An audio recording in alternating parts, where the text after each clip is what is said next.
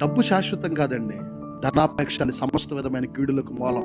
ఇంకా చాలామంది డబ్బు సంపాదించాలని అన్యాయ పనులు, అక్రమ పనులు, ధనాపేక్షతో కూడిన విధానాలు, లంచాలు, మోసాలు, దేనిపడరా వడ్డీలు, వీటి చుట్టూ తిరుగుతున్నారు చాలామంది. అదే నీకు శాపంగా మారిపోతుందేమో, అదే నీకు కీడు కలగ చేస్తుందేమో, అదే నేను నష్టపరుస్తుందేమో. వాక్యాన్ని బట్టి ఖచ్చితంగా ప్రభు మాటలు బట్టి నువ్వు హెచ్చరించబడుతూ సరి చేసుకొందువుగాక.